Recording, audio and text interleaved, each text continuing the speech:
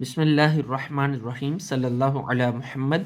Dear students, Assalamu alaikum. I am Usman Attari, your maths teacher, and you are watching Brainy Digits YouTube channel. Today we are going to solve exercise number 3.1, question number 2. अपनी पिछली video के अंदर हमने question number 1 के 6 parts को detail से discuss किया है।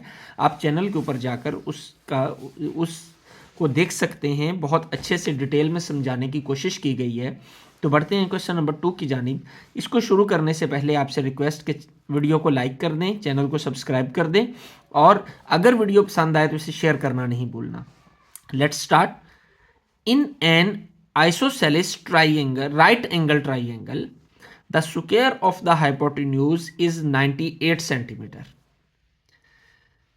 Find the length of equal sides. अब कुछ चीजें जो हमें यहां पर डिस्कस करनी है, अहम चीजें वो ये हैं। सबसे पहले in an isosceles right angle triangle. Right angle triangle के बारे में तो हमने पढ़ा था पिछली वीडियो के अंदर, इसको डिस्कस किया कि राइट एंगल ट्राइंगल वो ट्राइंगल होती है जिसमें एक एंगल 90 डिग्री का होता है, तो वो राइट एंगल ट्राइंगल होती है। लेकिन ये आइसोसेलेस क्या है? तो आइसोसेलेस ट्राइंगल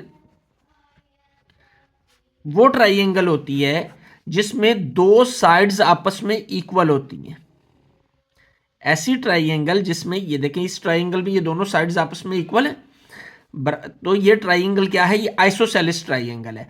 तो जब कहा जाए कि आइसोसेलेस राइट एंगल ट्राइंगल, तो इसका मतलब है कि आइसोसेलेस भी है और राइट भी है, यानी दो साइड्स भी इक्वल हैं और एक एंगल भी 90 का है। लाइक दिस, देखें ये वाली साइड और ये वाली साइड आपस में इक्वल है और ये एंगल भी 90 का है। तो ये वाली ट्राइंगल जो है ये क्या कहलाएगी? Isosceles right angle triangle. ये वाली ट्राइंगल जो है ये आइसोसेलेस राइट एंगल ट्राइंगल है। तो यकीनन आपको इसकी समझ आ गई होगी। तो अब बढ़ते हैं। In an isosceles right angle triangle, सबसे पहले हम यहाँ पर राइट एंगल ट्राइंगल ड्रॉ करते हैं। आइसोसेलेस अंदाजे से ही ड्रॉ करनी होती है हमें। ऑलमोस्ट दोनों साइड्स आपस में इक्वल ही हैं। लें जी, ये हमने ड्रॉ कर ली। ये 90 का एंगल है, isosceles right angle triangle. The square of hypotenuse, ये जो हाइपोटेन्यूज है 90 के सामने, ये हाइपोटेन्यूज और ये ऑल्टीट्यूड, ये बेस, इस हाइपोटेन्यूज का square of hypotenuse is 98 centimetre, यानी एच का स्क्वायर जो है वो कितना है? 98 सेंटीमीटर। ये हमें गिवन है जी। Find the length of equal sides. अब ये उसने कहा ये जो दोनों इक्वल साइड्स हैं ना, इन दोनों की लेंथ मालूम करें। तो फिर स्टार्ट करते हैं। लेट, चूंकि ये दोनों साइड्स इक्वल है तो फिर हम इसको भी x के इक्वल सपोज कर लेते हैं। ये भी x होगी, ये x लिया तो ये भी x होगी। तो let base is equal to x, तो ऑल्टीट्यूड भी x ही होगा क्योंकि दोनों जो है आइसोसेलेस ट्राइंगल है। तो Pythagoras theorem, by Pythagoras theorem क्या है? Hypotenuse square is equal to base square plus altitude का स्क्वायर। जी, हाइपोटेन्यूज स्क्वायर की वैल्यू है 98, हाइपोटेन्यूज की वैल्यू नहीं है, हाइपोटेन्यूज का स्क्वायर है 98 के इक्वल। तो यहाँ पे क्या आ जाएगा? पिछले क्वेश्चन में ये कंफ्यूजन है। पिछले क्वेश्चन में क्या था? हाइपोटेन्यूज दिया गया होता था, हम उसका स्क्वायर यहाँ पे ले लेते थे। अब हमें जो चीज गिवन है वो क्या है? Square of the hypotenuse. Square he given है, दोबारा से स्क्वायर नहीं ले लेना। बेस कितनी है? x, तो ये क्या हो जाएगा? x का स्क्वायर प्लस ऑल्टीट्यूड भी x है, तो ये भी क्या आ जाएगा? x का स्क्वायर जी। तो 98 will be equal to x square plus x square, ये 2x स्क्वायर होगा जी। तो जो 2 जो है इधर आके क्या हो जाएगा? डिवाइड, 2 1 ज़ा 2, 2 4, 2 9, 49 आ जाएगा। तो x square will be equal to 49। ये हमने इधर लिख दिया, इसको इधर लिख दिया, कोई फर्क नहीं पड़ता। तो हमें तो वैल्यू x की चाहिए क्योंकि साइड हमारी जो है वो x है, बेस भी x है, ऑल्टीट्यूड भी x है। तो फिर क्या करेंगे? Taking square root on both sides. तो बोथ साइड्स पे हमने क्या कर लेना है, स्क्वायर रूट। जी, तो ये कैंसिल हो जाएगा, x आ जाएगा। तो 49 किसका स्क्वायर होता है, 7 का। ओके, तो ये स्क्वायर जो है स्क्वायर रूट से कैंसिल हो जाएगा। तो x की वैल्यू हमारे पास कितनी आ जाएगी, 7। और चूंकि यूनिट जो है वो हमारा सेंटीमीटर है तो सेंटीमीटर आ जाएगा। तो x is equal to 7 centimetre. तो x हमारा किसके इक्वल है, बेस के और ऑल्टीट्यूड के। तो यानी बेस भी हमारी कितनी है,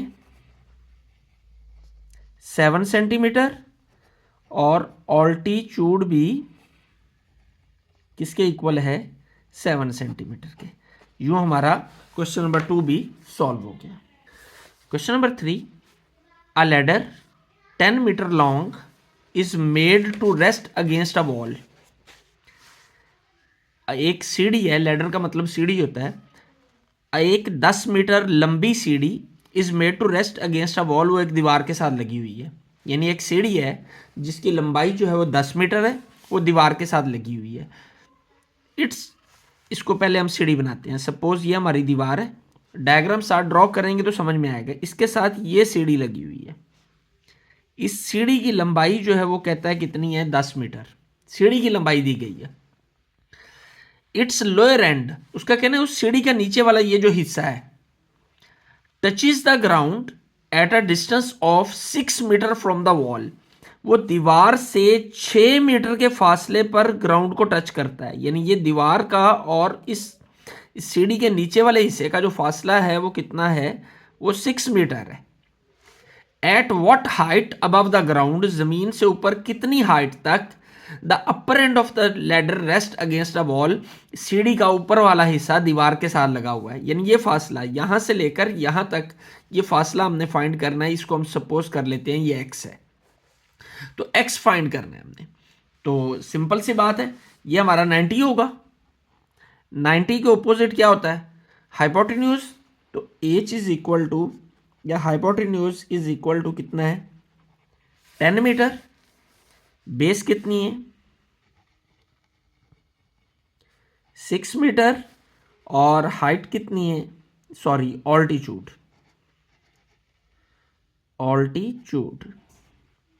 वो कितना है, x। तो ऑल्टीट्यूड हमने फाइंड करना है। किसी भी ट्राइंगल के अंदर 2 साइड्स गिवन हो, थर्ड फाइंड करनी हो, तो हम पाइथागोरस थ्योरम अप्लाई करते हैं।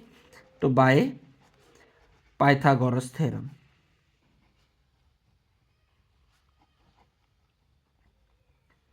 जी, तो पाइथागोरस थ्योरम हमें क्या कहता है, किसके इक्वल होता है, H square is equal to base square plus altitude का square.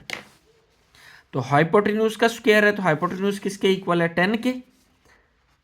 10 square is equal to base कितनी है, 6। तो 6 का स्क्वायर प्लस ऑल्टीट्यूड है x, तो x का स्क्वायर। सिंपल। 10 का स्क्वायर कितना हो जाएगा, 100। 36 प्लस x स्क्वायर, 36 इधर आएगा तो क्या हो जाएगा, माइनस, तो आ जाएगा 64। 100 माइनस 30 64 होता है। जी, तो हमें x की वैल्यू फाइंड करनी है। चूंकि हमारी ये जो हाइट है ये x ही है ना, ऑल्टीट्यूड x है। तो स्क्वायर को ख़त्म करने के लिए हम क्या करेंगे, स्क्वायर रूट लेंगे। तो क्या होगा, taking square root on both sides, BS mean both sides. तो हमने दोनों साइड्स का क्या ले लिया, स्क्वायर रूट। जी, तो ये स्क्वायर कैंसिल हो जाएगा इससे।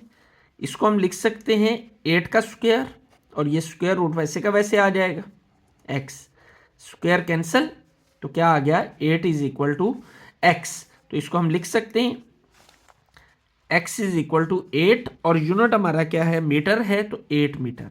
यानी जो दीवार की ऊंचाई है जहां तक सीढ़ी पहुंची है वो कितनी है, 8 metre. Question number 4, exercise number 3.1 class 8th। The shadow of a pole, एक पोल का साया है, शेडो है, measured from the foot of the pole is 2.8 metre long. Suppose करते हैं ये एक पोल है, इसका जो साया है यानी ये शेडो पोल से, ये सपोज कर लेते हैं इस पोल का साया है जी, ये पोल का साया जो है वो कितना है 2.8 metre. Shadow of the pole measured from the foot, foot से मैयर करें, इज 2.8 मीटर लॉन्ग, यानी ये वाला डिस्टेंस जो है ये हमारा कितना है 2.8 मीटर लॉन्ग। आगे, if the distance from the tip of the shadow, ये शेडो की टिप है, यहां से टिप ऑफ द शेडो से to the tip of the pole, tip of the shadow tip of the pole, अगर ये फासला उसने कहा वो कितना हो, ये वाला 10.5 मीटर, ये 10.5 मीटर हो। Find the length of the pole, तो पोल की ये लेंथ जो है ये हमने फाइंड करनी है, इसको हम सपोज कर लेते हैं ये x है, तो x हमने मालूम करना है। तो ये हमारा 90 का एंगल हो गया, 90 के सामने हमारा हाइपोटेन्यूज होता है जी, hypotenuse is equal to 10.5 metre. Base कितनी है 2.8 मीटर, चलो पूरा लिख लेते हैं 2.8 मीटर।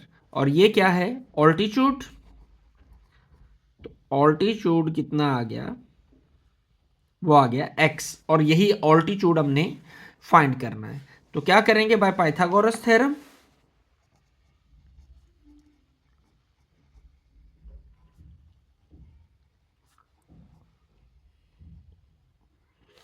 पाइथागोरस थ्योरम क्या है, hypotenuse square is equal to base square plus altitude का स्क्वायर जी। वैल्यूज पुट करते हैं, हाइपोटेन्यूज किसके इक्वल है 10.5 के, तो 10.5 का स्क्वायर 2.8 है बेस इसका स्क्वायर प्लस ऑल्टीट्यूड x का स्क्वायर जी। तो 10.5 का स्क्वायर किसके इक्वल होता है, तो 10.5 का स्क्वायर हम फाइंड कर लेते हैं, 10.5 मल्टीप्लाई बाय 10.5, 5 5 ज़ार 25, 5 1 ज़ार 5, 0 0 0 और आ जाएगा 5 0 1, 5 2 5 5 10 का 0 1 कैरी जी, 2 के बाद पॉइंट है तो ये आ जाएगा 110.25, 110.25, ये स्क्वायर निकाल लिया। अब 2.8 का स्क्वायर चाहिए हमें, तो 2.8 का भी स्क्वायर हम फाइंड कर लेते हैं, 2.8 मल्टीप्लाई बाय 2.8, 8 8 ज़ार 16 का 6 1 कैरी, 8 2 ज़ार 8 8 ज़ार 64, 4 आएगा 6 कैरी, 8 2 ज़ार 16 और 6 22, 8 2 ज़ार 16 का 6 1 कैरी, 2 2 ज़ार 4 और 1 5, 4 8 7, तो 2 के बाद पॉइंट है तो आ जाएगा 712 7.2484 प्लस एक्स स्क्वायर। ये टर्म हमने x फाइंड करना है तो इसको उधर ले जाएंगे, तो क्या आ जाएगा 110.25 माइनस 7.84, यहाँ क्या बच जाएगा इस तरफ एक्स स्क्वायर, इन दोनों को माइनस करते हैं, 110.25 7.84 1, तो कैरी लेंगे 12, 12 माइनस 8 आ जाएगा 4, और यहाँ क्या बचेगा 9 minus 7 2 0 1 102.41 is equal to x square. इसको हम लिख सकते हैं x square is equal to 102.41। अब हमें वैल्यू तो फाइंड करनी है एक्स की, तो ये एक्स स्क्वायर आ रहा है, तो फिर क्या करेंगे, टेकिंग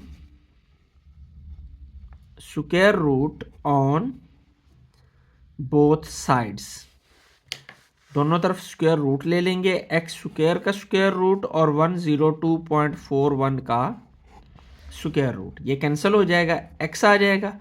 इसका स्क्वायर रूट किसके बराबर होता है, ये ऑलरेडी हम चैप्टर नंबर 1 के अंदर स्क्वायर रूट वाले पोर्शन के अंदर हम फाइंड कर चुके हैं, तो फाइंड करते हैं 102.41, पॉइंट से पेयर बनाएंगे इधर को भी और ये भी पेयर बन गए, ये 1 है, 1 1 ज़ार 1, ऊपर से ये पेयर नीचे आ जाएगा 0 2, इसको डबल करेंगे 2 आ जाएगा।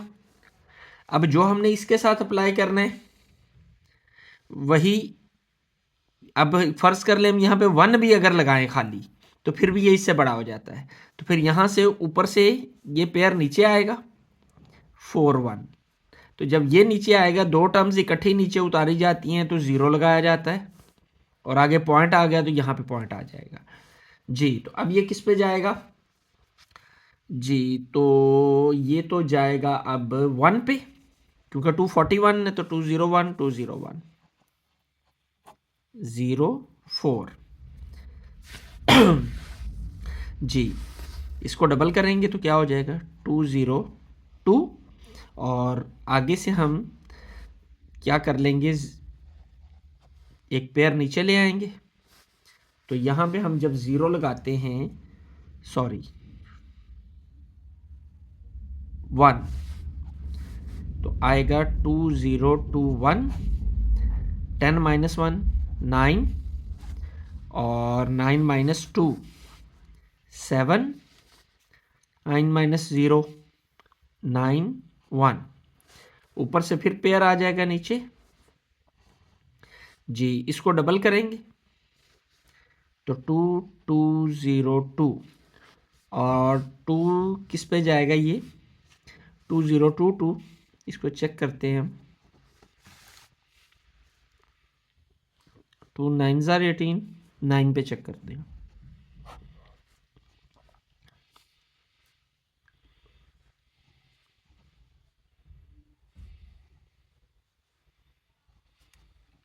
जी 9 पे जाएगा 180261।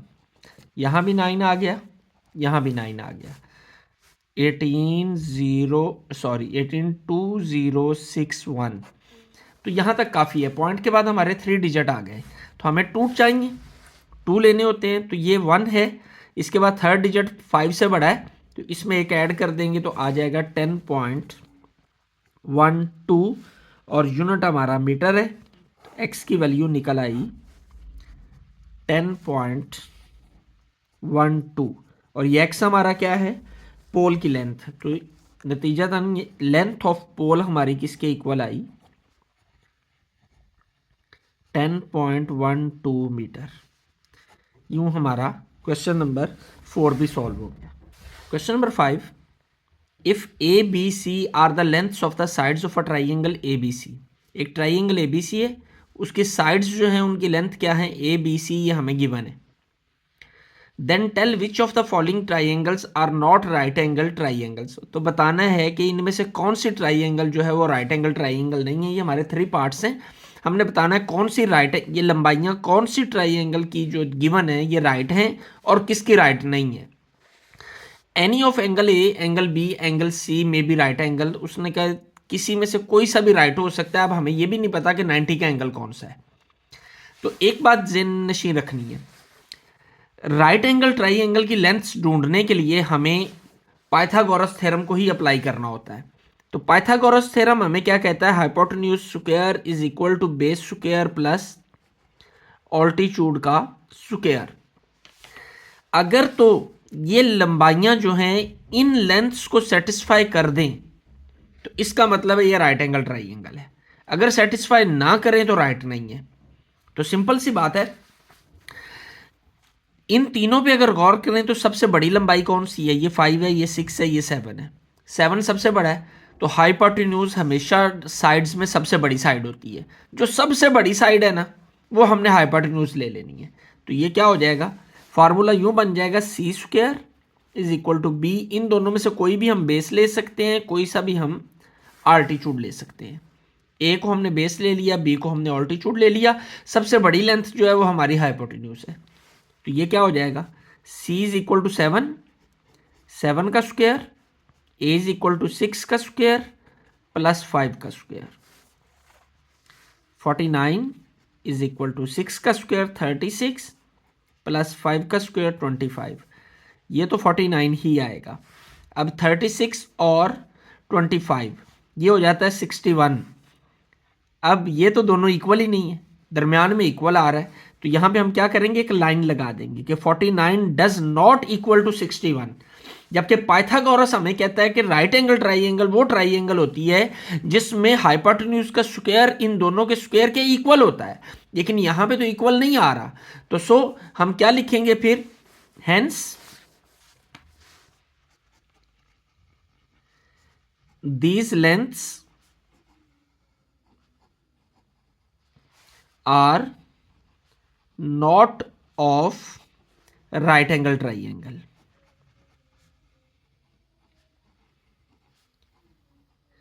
कि ये जो लेंथ्स हैं ये राइट एंगल की लेंथ्स नहीं है। अगर राइट एंगल की होती तो ये दोनों साइड्स आपस में इक्वल आ रही होती। Question number 5 part number 2, a is equal to 8, b is equal to 9, c is equal to 145। a 8 है, b 9 है, c 145 है। तो ये सबसे बड़ी वैल्यू कौन सी है? फिर c सबसे बड़ी है। इट्स मीन्स जब हम पाइथागोरस थ्योरम बनाएंगे तो c हमारा हाइपोटेन्यूज होगा। तो फॉर्मूला कुछ यूं बनेगा, C square is equal to A square plus B square. क्योंकि हाइपोटेन्यूज सबसे बड़ा होता है उसे हम एक साइड पे ले जाते हैं, बाकी दो दूसरी साइड पे आ जाती हैं। तो सी की वैल्यू कितनी है? 145। तो आ जाएगा 145 स्क्वायर रूट, क्योंकि सी की वैल्यू पे स्क्वायर रूट है और ये इसका स्क्वायर।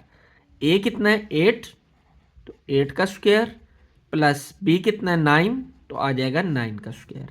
ये कट जाएगा, 145 आ जाएगा। ये आएगा 64 प्लस 9 का स्क्वायर 81। ये क्या है? 4 और 1 5, 8 और 6 14। दोनों साइड्स इक्वल आ गई। तो फिर ये लेंथ्स किसकी हैं? राइट एंगल ट्राइंगल की। Hence these lengths